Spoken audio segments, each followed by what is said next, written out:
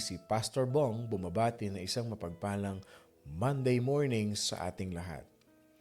Today mga kapatid, we're gonna start a brand new series and I want you to open your Bible. Those who have their Bible with them, okay? Those of you who are holding your Bible, I want you to open your Bible to John chapter 3, verse 1 to 21. John chapter 3, verse 1 to 21. You can read it later, you can read it with me, but I'm just gonna read a few verses that we will focus on our learnings this week, mga kapatid. Our verse for today is from John chapter 3, verse 1 to 3. There was a man of the Pharisees named Nicodemus, a ruler of the Jews.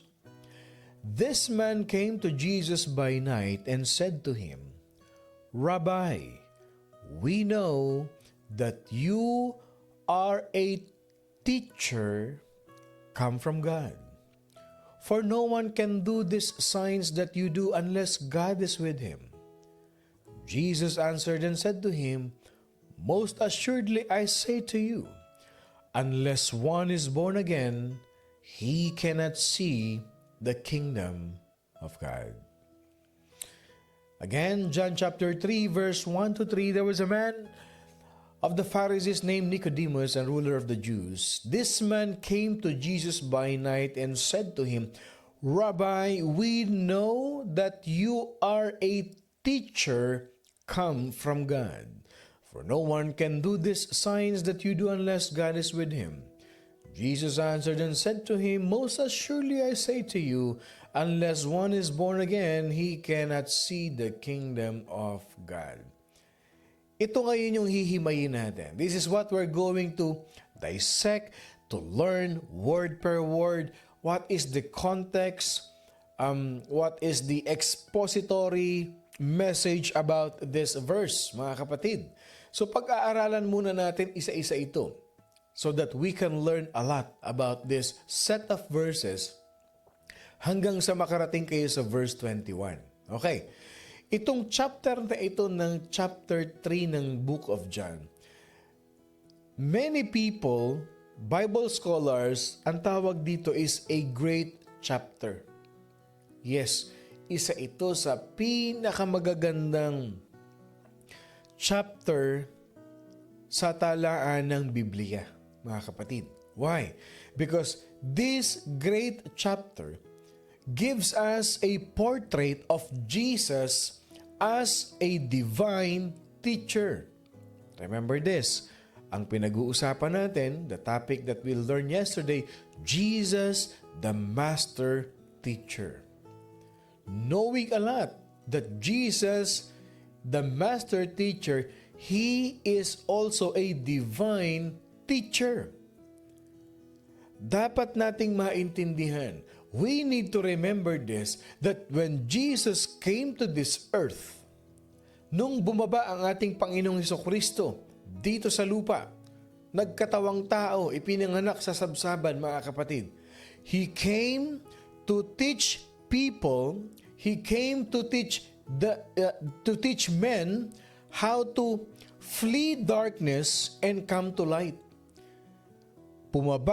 Pumarito ang ating Panginoon Diyos upang turuan ang sangkatauhan, turuan ang bawat tao, mga kapatid, kung papaano tayo, mga kapatid, aalis sa kasalanan, paano tayo aalis sa kadiliman, papunta sa liwanag. Huwag nating kakalimutan yan. When He came to this earth, He teaches us. Until now, He is teaching us how to move from darkness to light. Hindi ba't yan ang itinuturo sa atin hanggang ngayon ng ating Panginoon Diyos? That as we listen to the Word of God, as we read our Bible, the Bible is teaching us, which is authored by Jesus Christ, is teaching us how to flee from darkness to light. Iginag-guide tayo ng Bible. When Jesus Christ came here on earth, mga kapatid. When He came to this earth, He came to teach men how to flee death and to enter into life. That's true. Nung dumating si Jesus Christ dito sa mundo, tinuruan niya tayo. Tinuruan niya tayo na mawala dun sa pagkakapatay natin. Tandaan natin, we are all dead in our transgressions, but by His power, by His Holy Spirit, by His grace, we have been brought back to life. Dinala niya tayo sa muling pagkabuhay. He teaches us. He teaches us and He is also teaching us today. So itong chapter na ito ng John, Book of John, chapter 3, we will find that Jesus is carrying out this ministry as what? As a teacher. Titignan natin dito mga kapatid, yung ministry ni Jesus Christ bilang guro, bilang teacher. Okay? So, ibig sabihin, Jesus also uses this passage to give us instruction. That as we take the time to look at these verses this morning na binasa natin, I'll tell you this. There may be some among us who are in the same statute or in the same shape as Nicodemus.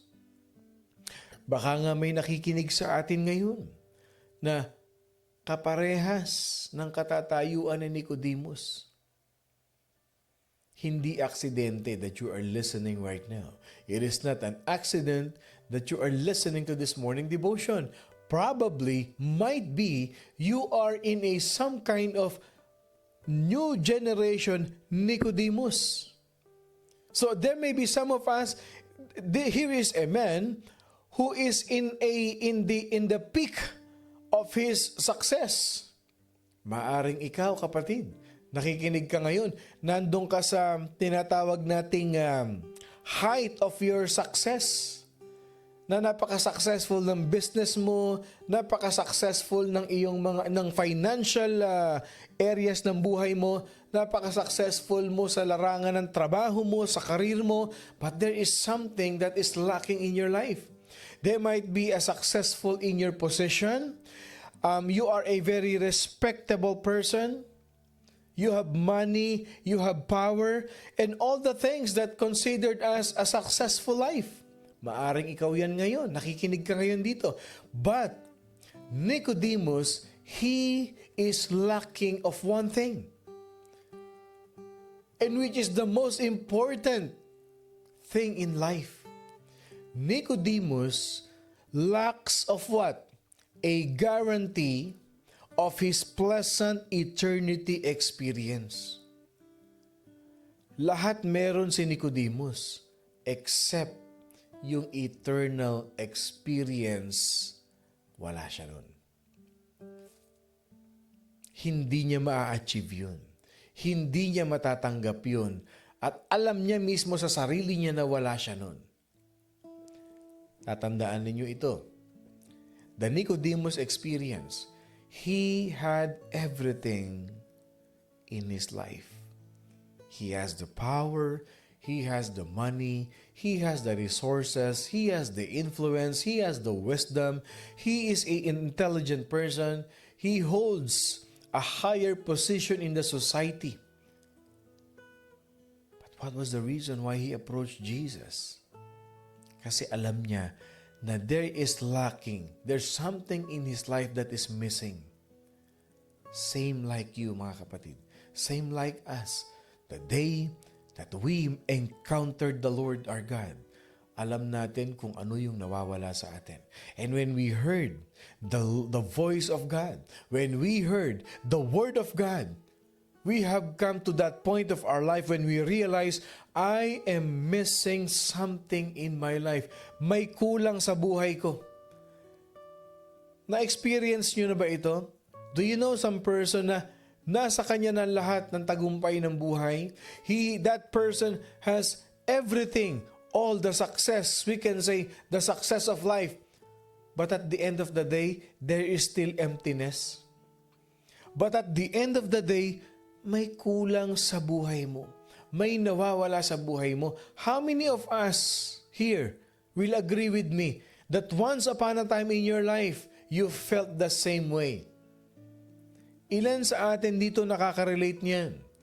Na once upon a time in our life, at the height of our success, lahat dumadating sa iyo. Blessed ka sa ganitong bagay. Blessed ka sa ganitong bagay. Blessing sa kaliwa, blessing sa kanan. But at the end of the day, there is something that you are longing for. There is something that you know that is missing in your life.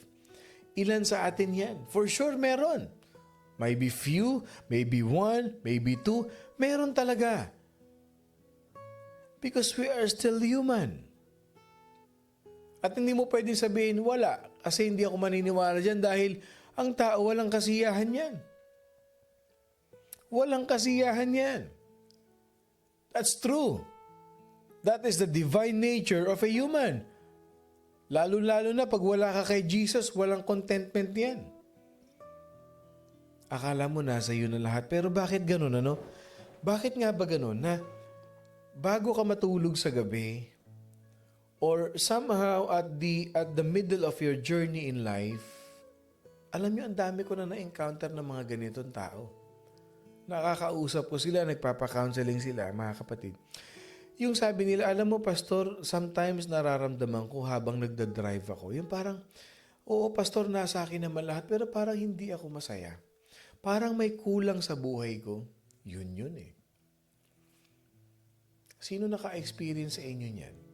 Yung ang ganda na ng position mo sa trabaho, na-promote ka, ang laki ng sweldo mo, pero at the end of the day, habang nagluluto ka, habang naglilinis ka ng bahay, habang nanonood ka ng TV, or you're just sitting on the porch, nasa harap ka ng bahay mo, yung para kang napapatulala, you're getting stunned, and then you will just realize na, ano ba yung kulang sa buhay ko? What is that thing that is missing in my life?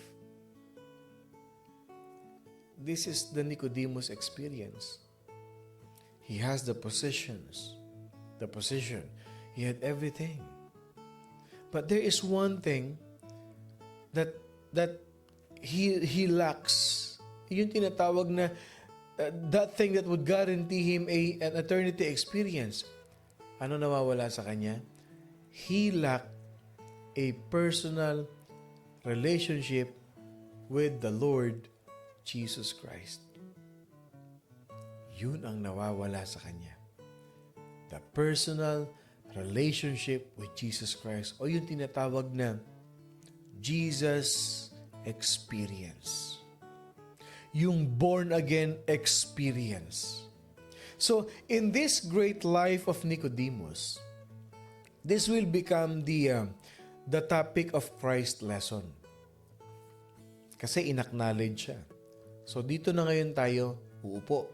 So in these verses, our divine teacher, si Jesus Christ, yung master teacher natin, he explains to Nicodemus about salvation.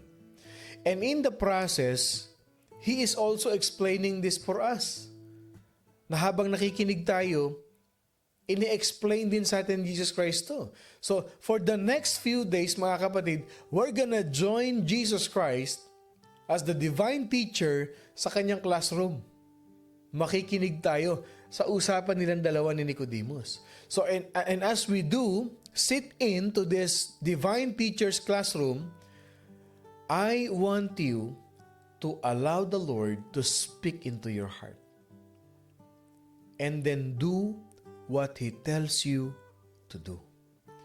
Church, or new listeners ng Morning Devotion, kung ngayon ka lang nakapakinig nito, if you have never trusted Jesus Christ as your personal Savior, at least, mga kapatid, you will learn how to do it today. So, nobody ever explained the truth like Jesus. So, pakinggan natin siya. Okay, umpisahan natin. Yung verse 1 to 3, no? Doon tayo mag-umpisa. Umpisahan natin sa verse 1. There was a conversation. Okay, yung verse 1. there was a man of the Pharisees named Nicodemus, a ruler of the Jews. Umpisahan muna natin. Let us establish a background of the story. Sino ba si Nicodemus? What is the character of Nicodemus? Okay, sino siya? As the verse says, he was a ruler. He was a ruler. Those times, those early biblical times, mga kapatid, pag ruler, may position talaga yan. And you are not just ruling a barangay or a small community. You are ruling a nation of Israel. He was a ruler, mga kapatid. See, he is a member, probably a member of the Sanhedrin. Yung Sanhedrin na yan, mga kapatid, they are the council of the powerful people in the nation of Israel. Sila yung mayayaman, may influence, mga high priest yan, mga political leaders yan. Yun ang Sanhedrin. In total, they are 71, but in the book of Numbers, it became 70. In total, 70 lang talaga yan. But in the book of Numbers, it says they became 71. Mga kapatid, these people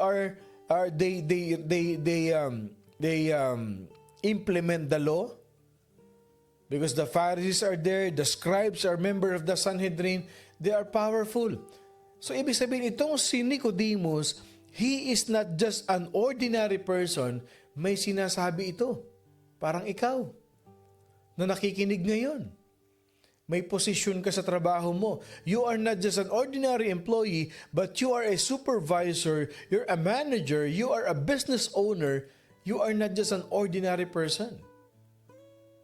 So, as such, he was among the most powerful of men during his time. And Nicodemus, he was a judge. He was a judge. Rich young ruler. Biro mo, judge pa pala ito. Si Nicodemus. So kung judge ka, he is a member of the what? Supreme Court. Kasi tignan niyo yung sabi ng John chapter 7, thus our law judge a man before it hears him and knows what it is doing. Sa John chapter 7, makikita mo yun. So ibig sabihin, member siya ng mga nasa panig ng Supreme Court o ng mga batas. Ano pa? Okay. Si Nicodemus is not just only a very influential person, not only that he is a judge, but he was religious person. Alam niyo ba kung anong tawag sa kanya? He was called a Pharisee. So therefore, he follows, he obeys, he adheres to what? To the strictest of the religious ethical standards. Ibig sabihin, since si Nicodemus ay religious person, he was addressed or called as a Pharisee. Si Nicodemus ay isang tao na nagpapatupad, sumusunod, tumutupad sa mahigpit, mga kapatid, sa mahigpit na standards ng law nung panahon na yun. So kahapon natutunan natin, God gave Moses 10 commandments, but the Pharisees, the scribes, the one who interprets the law, they created 640 laws. So isa ito, si Nicodemus. Sa mga gumagawa siguro ng mga resolution, gumagawa ng mga rules nung panahon na yon. And not all Pharisees were hypocrites. Not all Pharisees were hypocrites because some actually did their best to live before the Lord in true holiness. Meron din naman na talaga namang hindi sila mga hipokrito, but they try to live their life in true holiness. Yung talagang sincere yung kanilang relationship, yung kanilang pananambahan sa Panginoon. Paano natin nasabi yun?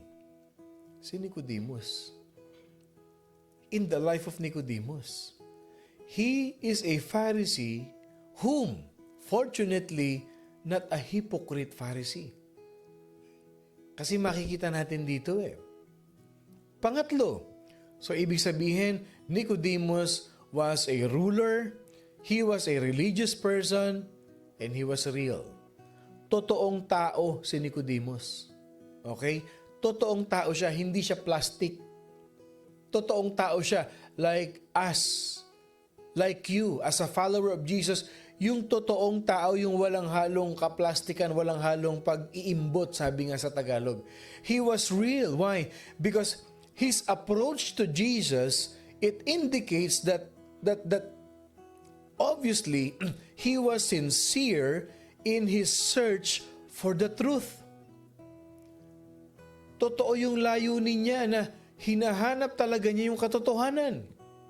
Na may hinahanap siya. Why? Probably because though he has all the power, he has all the influence, but there is something missing in his life. Nakaka-relate ba tayo dito? Maraming makaka-relate dito. Na yung panahon ng buhay mo, you have come to a point in your life where you are searching sincerely for the truth. At pag upo mo sa church, nung narinig mo yung pinipreach ni pastor, sabi mo sa sarili mo, ito yung hinahanap kong katotohanan. That I've been going to church for so many years, but I've never heard this kind of truth before. At nung nahanap na, nung napakinggan mo, nung nangusap sa iyo ang Holy Spirit, sabi ng Holy Spirit, welcome. At last, you have found what you've been looking for. Hindi ba naramdaman nyo din yan? Be honest, naramdaman nyo rin yan. You have felt that kind of satisfaction kung narinig mo yung Word of God. At sabi mo, ito pala yung hinahanap kong katotohanan. And he probably came by night, mga kapatid, not because of fear, no? Because here, Nicodemus, no, he was a man who wanted to find true peace for his soul. Tandaan niyo, kapatid, pag wala kang kapayapaan sa puso mo, hahanapin at hahanapin at hahanapin mo yan. Hindi ka mapapakali. Yung alam mo sa buhay mo na there is something missing in your life. Akala lang no iba, love life. Sabi nila, masaya na ako. Kompleto na ang buhay ko. At mas lalo pang magiging kompleto ang buhay ko. She will fill the gap of my life. He will fill the gap of my life. Hoping na yung taong yun ang magiging ka-completeness ng buhay niya. Praying na pag ito na pangasawa ko, panalo na ako, tapos ang boxing. Hindi pala. Nung napangasawa niya, nung nakilala niya, nung pumasok siya dun sa relasyon na yon, everything went wrong. Bakit? Nothing, no one can give you true happiness, true satisfaction, true great joy, true peace, apart from Jesus. Tandaan mo yan, kapatid. Kung may hinahanap kang kakulangan sa buhay mo, I'll tell you this, si Jesus lang ang makapagpupuno niyan sa buhay mo. Wala nang iba pa. Hindi bagay, God alone.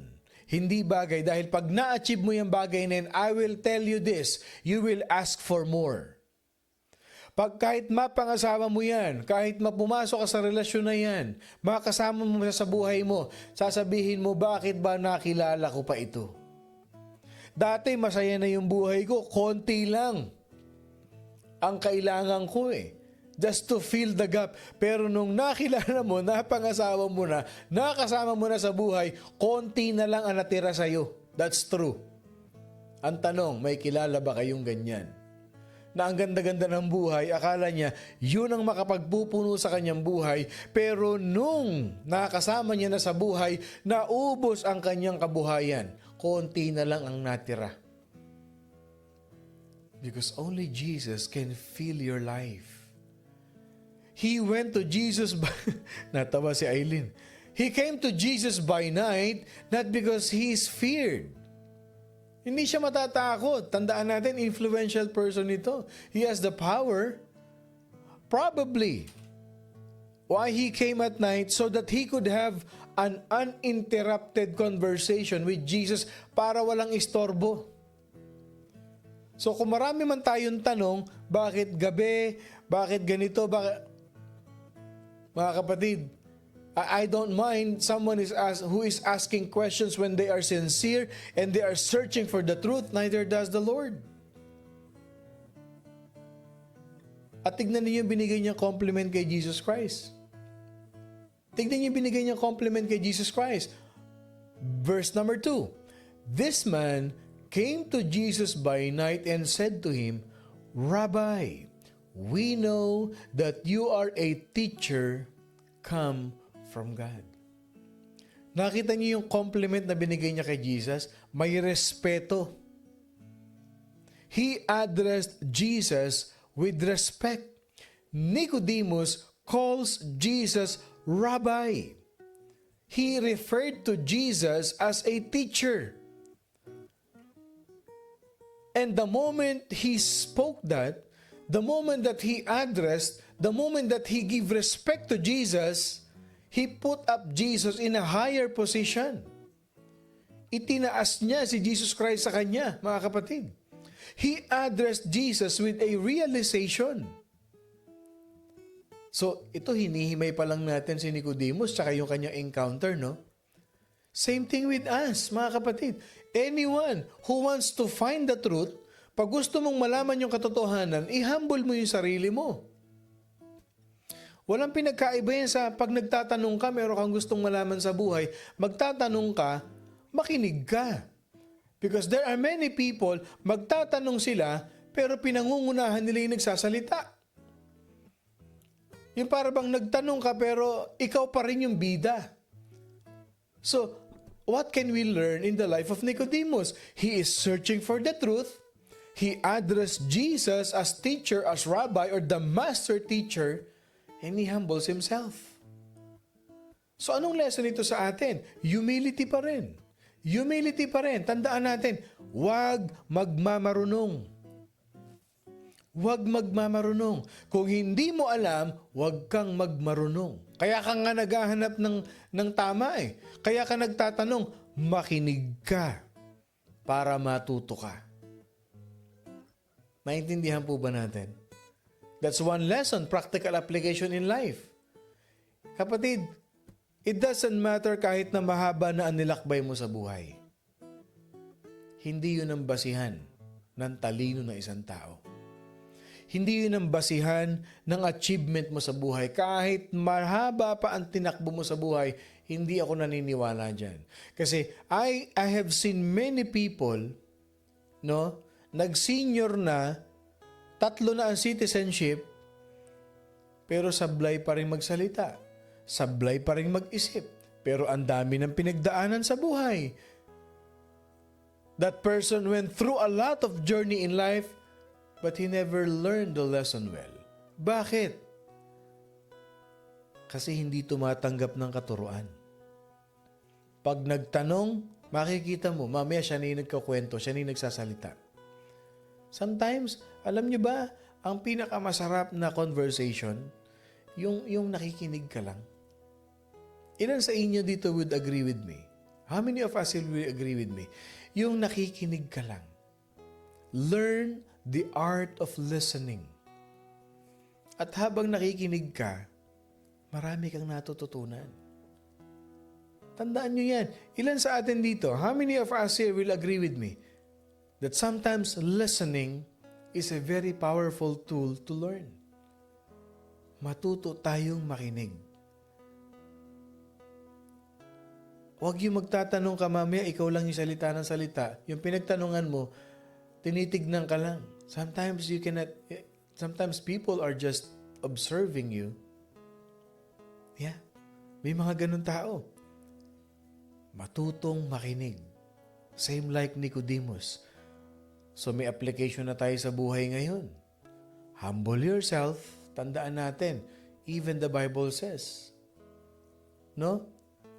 The fool man will say he knows everything. But the wise man will always say, he knows nothing. Tandaan natin, mga kapatid, no? Hindi lahat ng bagay alam natin. May kanya-kanya tayong journey, may kanya-kanya tayong learning experience sa buhay. Lalo pa nga, plus factor pa kung nagbabasa ka ng Bible mo. Yung personal experience mo sa buhay na i-apply mo biblically sa pamumuhay mo, na i-apply mo through the will of God, mas ma-powerful yon. No? Kaya lesson in life, do not underestimate that person in front of you. Learn to listen and learn to humble yourself. At tandaan nyo ito, pagka isang taong lagi nagmamarunong, maraming maiinis sa'yo. Yeah. Maraming maiinis sa'yo. Pag nalaman nila ikaw yung taong mapagmarunong, ayan, bigyan mo sa kanya. Total, alam naman niya lahat yan. At minsan, kapatid, masakit yung mapapahiya ka. So, you humble yourself. Humility is the key, mga kapatid. Just like what Nicodemus did. So, what else? He addressed Jesus Christ with respect. And he addressed Jesus Christ with a what? With a realization. Because it appears that Nicodemus, at least, he understood that Jesus had been sent from God to the world. Grabe, no? Nakita niyo yung realization ni Nicodemus? In-acknowledge niya si Jesus Christ. Sabi niya, Rabbi, we know that you are a teacher comes from God. Matindi yun. Grabing realization yun. Of all many Pharisees who criticize, who wants to execute Jesus Christ, here you go, an influential person, a powerful person, acknowledges that his teacher in front of him is a man, a teacher that comes from God.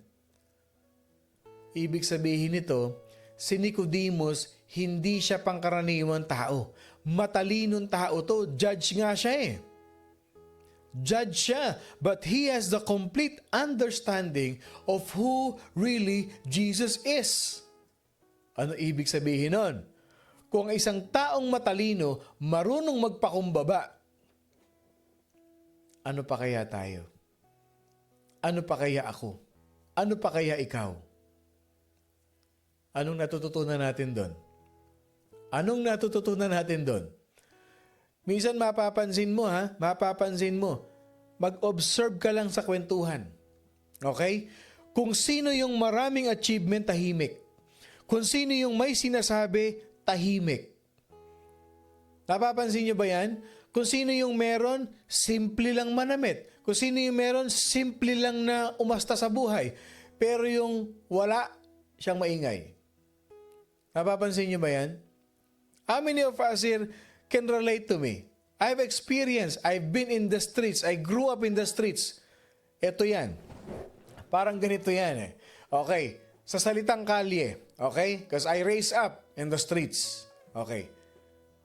Pag yung kalaban mo maingay, dada ng dada, sigaw ng sigaw, mura ng mura, walang ibubugayan. Ang katakutan mo yung tahimik.